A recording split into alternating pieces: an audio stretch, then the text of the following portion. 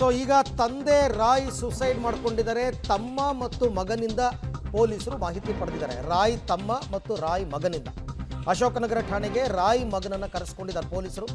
ರಾಯ್ ಸಹೋದರ ಬಾಬು ಇಂದಲೂ ಕೂಡ ಮಾಹಿತಿಯನ್ನು ಪೊಲೀಸರು ಪಡಿತಾ ಇದ್ದಾರೆ. ಪೊಲೀಸರಿಗೆ ಮಾಹಿತಿ ನೀಡಿ ಠಾಣೆಯಿಂದ ಈಗ ರಾಯ್ ಪುತ್ರ ತೆರಳಿದ್ದಾರೆ ಅನ್ನುವಂತಹ ಮಾಹಿತಿ ಸಿಗ್ತಾ ಇರ್ತಕ್ಕಂಥದ್ದು. ನಾನು ಆಗಲೇ ಹೇಳಿದೆ, ಹಲವಾರು ಪ್ರಶ್ನೆಗಳು ಉತ್ತರವನ್ನು ಕಂಡುಕೊಳ್ಬೇಕಾದಂತಹ ಜವಾಬ್ದಾರಿ ಪೊಲೀಸರ ಮೇಲೆ ಇರೋದ್ರಿಂದ ತನಿಖೆಯನ್ನು ಮಾಡಬೇಕಾದ್ರೆ ಎಲ್ಲರನ್ನೂ ಕೂಡ ಎನ್ಕ್ವೈರಿ ಮಾಡ್ತಾರೆ. ಅವರ ಪತ್ನಿಗೆ ಸಂಬಂಧಪಟ್ಟಂತೆ ಒಂದಷ್ಟು ಪ್ರಶ್ನೆಗಳು, ಅವರ ಪುತ್ರನಿಗೆ ಸಂಬಂಧಪಟ್ಟಂತೆ ಒಂದಷ್ಟು ಪ್ರಶ್ನೆಗಳು, ಅವರ ತಮ್ಮ, ಹೀಗೆ ಎಲ್ಲರಿಂದಲೂ ಕೂಡ ಮಾಹಿತಿ ಕಲೆ ಹಾಕ್ತಾ ಇದ್ದಾರೆ. ಎಲ್ಲಾದರೂ ಏನಾದರೂ ಒಂದು ಸಣ್ಣ ಎಳೆ ಈ ಪ್ರಕರಣದಲ್ಲಿ ಸಿಗಬಹುದು. ಒಂದು ಸಣ್ಣ ಎಳೆ ಸಿಕ್ಕಿದ್ರೆ ಅದನ್ನು ಆಧಾರವಾಗಿಟ್ಕೊಂಡು ಇವರು ತನಿಖೆಯನ್ನು ಡೆವಲಪ್ ಮಾಡ್ತಾ ಹೋಗ್ತಾರೆ.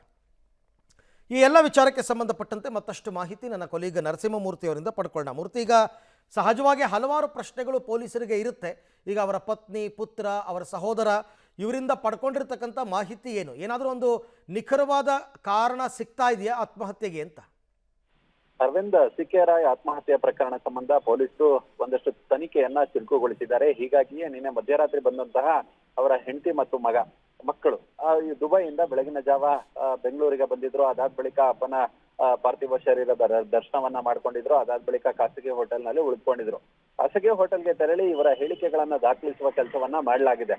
ಅಂದ್ರೆ ಕೊನೆಯದಾಗಿ ಯಾವಾಗ ಮಾತಾಡಿದ್ದು, ನಿನ್ನೆ ಆತ್ಮಹತ್ಯೆಗೂ ಮತ್ತು ಏನಾದ್ರೂ ಮಾತುಕತೆಯನ್ನ ನಡೆಸಿದ್ರ, ಐಟಿ ಕಿರುಕುಳ ಏನಾದ್ರೂ ಇತ್ತ, ಅಥವಾ ಐಟಿ ಅಲ್ಲದೆ ಬೇರೆ ಯಾವ್ದಾದ್ರು ಕಿರುಕುಳ ಅನ್ಸಿತ್ತ, ಹೀಗೆ ಹಲವು ಆಯಾಮಗಳಲ್ಲಿ ಒಂದಷ್ಟು ಪ್ರಶ್ನೆಗಳನ್ನ ಕೇಳಿ ಹೆಂಡತಿ ಮತ್ತೆ ಮಕ್ಕಳಿಂದ ಉತ್ತರವನ್ನ ಪಡೆದು ಅವರ ಸ್ಟೇಟ್ಮೆಂಟ್ ಅನ್ನ ದಾಖಲು ಮಾಡುವ ಕೆಲಸವನ್ನ ಮಾಡ್ಕೊಳ್ಳಲಾಗಿದೆ. ಇನ್ನು ಇದೇ ಖಾಸಗಿ ಹೋಟೆಲ್ ನಲ್ಲಿ, ಹಲ್ಸೂರು ಪೊಲೀಸ್ ಠಾಣಾ ವ್ಯಾಪ್ತಿಯ ಒಂದು ಖಾಸಗಿ ಹೋಟೆಲ್ ನಲ್ಲಿ ಈ ರಾಯ್ ಉಳ್ಕೊಳ್ತಿದ್ರು. ಆ ಹೋಟೆಲ್ ನ 24ನೇ ಫ್ಲೋರ್ ನ ಅದೇ ರೂಮ್ಗೆ ಹೋಗಿ ಅಲ್ಲೊಂದಿಷ್ಟು FSL ತಂಡ ಫಿಂಗರ್ ಪ್ರಿಂಟ್ ಇದು ಮತ್ತೊಂದು ಎಲ್ಲವನ್ನ ಕೂಡ ಕಲೆ ಹಾಕುವ ಕೆಲಸವನ್ನ ಕೂಡ ಮಾಡಿದ್ದಾರೆ ಅನ್ನೋ ಮಾಹಿತಿಗಳು ಲಭ್ಯವಾಗ್ತಿದೆ. ಇನ್ನು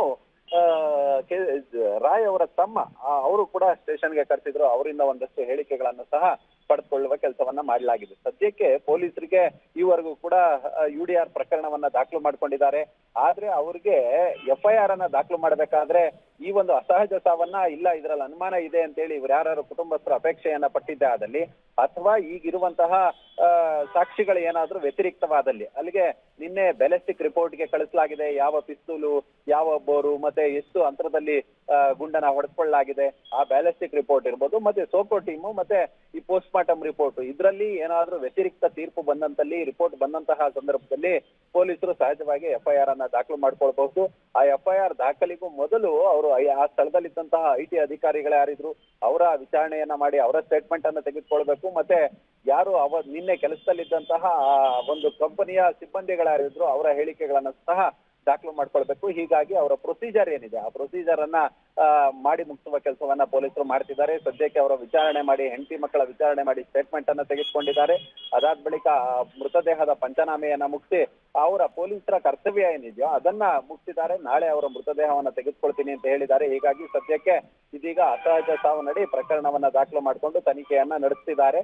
ಅಷ್ಟು ಸುಲಭವಾಗಿ ಏಕಾಏಕಿ IT ಅಧಿಕಾರಿಗಳನ್ನ ವಿಚಾರಣೆಗೆ ಬನ್ನಿ ಅಂತ ಹೇಳೋದಕ್ಕಾಗೋದಿಲ್ಲ. ಕಾರಣ ಒಂದಷ್ಟು ಸಾಂದರ್ಭಿಕ ಸಾಕ್ಷಿಗಳು ಸಿಗ್ಬೇಕಾಗುತ್ತೆ. ಈಗ ಪೊಲೀಸರೇ ಹೇಳುವಂತೆ, ಈಗ ಅಲ್ಲಿನ ಒಬ್ರು MD ದೂರನ್ನ ಕೊಟ್ಟಿರುವಂತೆ ಇವರೇ ಅವರ ರೂಮ್ ಏನಿತ್ತು, ಅವರ ಚೇಂಬರ್ ಏನಿತ್ತು ಅದನ್ನ ಲಾಕ್ ಮಾಡ್ಕೊಂಡಿದ್ರು. ಲಾಕ್ ಮಾಡಿ ಒಬ್ಬರೇ ಶೂಟ್ ಅನ್ನ ಮಾಡ್ಕೊಂಡಿದ್ರು ಅಂತ ಹೇಳಿ ಈಗಾಗಲೇ IT ಅಧಿಕಾರಿಗಳು ಕೂಡ ಕೇಂದ್ರ ಗೃಹ ಇಲಾಖೆಗೆ ಒಂದು ಪತ್ರವನ್ನ ಬರೆದಿದ್ದಾರೆ.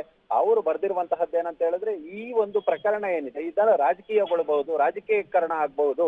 ಹೀಗಾಗಿ ನ್ಯಾಯ ನೀತಿಯಿಂದ ತನಿಖೆಯನ್ನ ನಡೆಸಬೇಕು, ಅದರ ನಿಗಾವನ್ನ ವಹಿಸಬೇಕು ಅನ್ನೋ ನಿಟ್ಟಿನಲ್ಲಿ ಇವರು ಕೂಡ IT ಅಧಿಕಾರಿಗಳು ಪತ್ರವನ್ನ ಬರೆದಿದ್ದಾರೆ. ಹೀಗಾಗಿ ಪೊಲೀಸರು ಸೂಕ್ಷ್ಮವಾಗಿ ಪರಿಸ್ಥಿತಿಯನ್ನ ಅವಲೋಕಿಸಿದ್ದಾರೆ. ರೈಟ್, ಹಾಗೆ ಸಂಪರ್ಕದಲ್ಲಿರಿ ಮೂರ್ತಿ, ನಿಮ್ಮ ಜೊತೆ ನಾನು ಮತ್ತೆ ಮಾತಾಡ್ತೀನಿ. ಒಟ್ಟಾರೆ ಇವಾಗ ಕೆಲವೊಂದು ಮಾಹಿತಿಗಳನ್ನು ಅವರ ಪುತ್ರ, ಅವರ ಸಹೋದರ, ಅವರ ಪತ್ನಿ ಎಲ್ಲರಿಂದಲೂ ಕೂಡ ಕಲೆ ಹಾಕುವ ಕೆಲಸವನ್ನು ಪೊಲೀಸರು ಮಾಡ್ತಾ ಇದ್ದಾರೆ. ಒಂದಷ್ಟು ವಿಚಾರಗಳು ಈಗ ಅವ್ರ ಸದ್ಯಕ್ಕೆ ಗೊತ್ತಾಗಿದೆ.